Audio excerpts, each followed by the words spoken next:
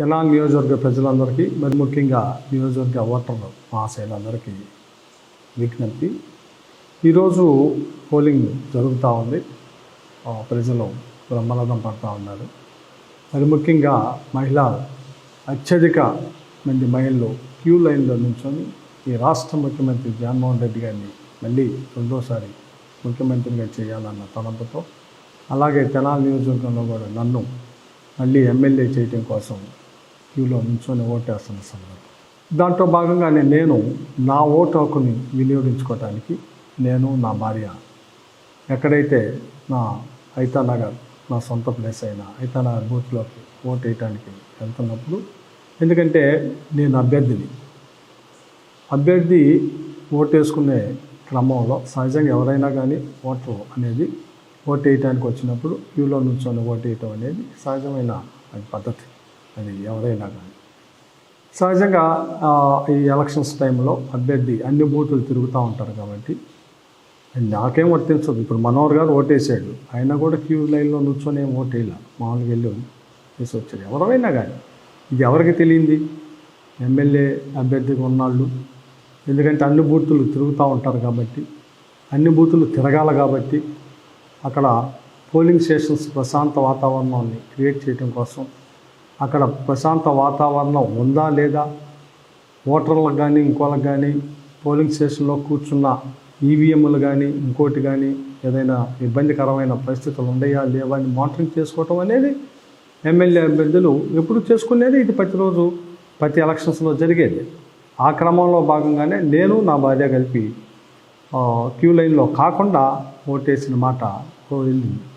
అయితే అక్కడ ఉన్న గొట్టిముక్కల సుధాకర్ అనే ఇతను సుమారు ఒక 10 రోజుల నుంచి, ఇతను ఇక్కడ కాదు ఐతానగరే, ఐతానగర్లో ఉండడు, సాఫ్ట్వేర్ ఎంప్లాయ్. ఇతను ఒక వారం రోజుల నుంచి తెనాలి వచ్చి ఇక్కడ జనసేన పార్టీ తరఫున పోటీ చేస్తున్న నాదెండ్ల మనోహర్తో కలిసి జనసేన ఆఫీసులో ఎలక్షన్ హీరింగ్కి సంబంధించి అనేక రకమైన ఇతను మనోహర్తో కలిపి చేసిన సందర్భం జరుగుతూ ఉంది.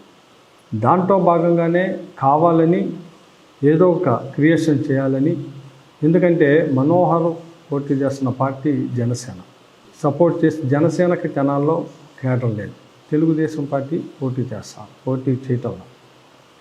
ఈ హైదరాబాదు బెంగళూరులో ఉన్న కమ్మ సామాజిక వర్గానికి చెందిన వ్యక్తులందరినీ, లేదు తెలుగుదేశం పార్టీ సింపథైజర్లందరినీ కావాలని తీసుకొని వచ్చి వీళ్ళందరూ కూర్చొని ఆఖరికి ఎలక్షన్స్లో ఓట్లు కొనుగోలు చేయటం కోసం క్యూ బార్కోడ్ని కూడా తీసుకొచ్చింది ఈ వ్యక్తే.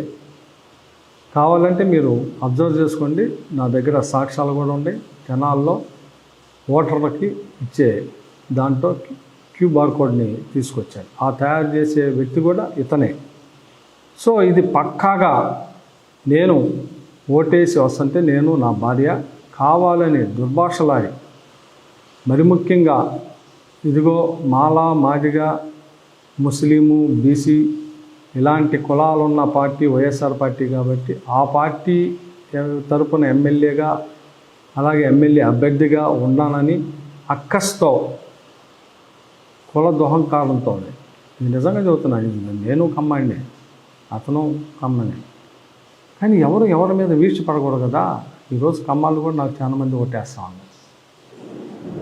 ఎవరు ఈర్చి పడకూడదు కదా, ఎవరు కులాల మీద మతాల మీద మాట్లాడకూడదు కదా.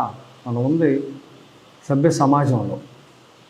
అతను కావాలని మనోహరు ఇతను ఒక 10 రోజుల నుంచి, వారం 10 రోజుల నుంచి ఇతను వర్క్ చేస్తున్నాడు. ఇది నిజం, కావాలంటే కనుక్కోండి, అబద్ధమేం కాదు. దీంట్లో అతను జాబ్ ఎక్కడ చేస్తున్నాడు, 10 రోజుల నుంచి వచ్చి తెనాల్లో ఏం చేస్తున్నాడు, ఈ క్యూబార్ కోడ్ తీసుకొచ్చింది ఓటర్కి స్లిప్పులు క్యూబార్ కోడ్తో పంచింది ఎవరు, ఆ పంచిన వ్యక్తి ఇతనే. ఇతను తాగి ఉండాడు. నన్ను నా భార్యని అసభ్యకరంగా మాట్లాడితే ఆ మాట్లాడే క్రమంలో అక్కడ ఉన్న మహిళా ఓటర్లు చాలామంది ఉన్నారు, వాళ్ళందరినీ తిట్టాడు.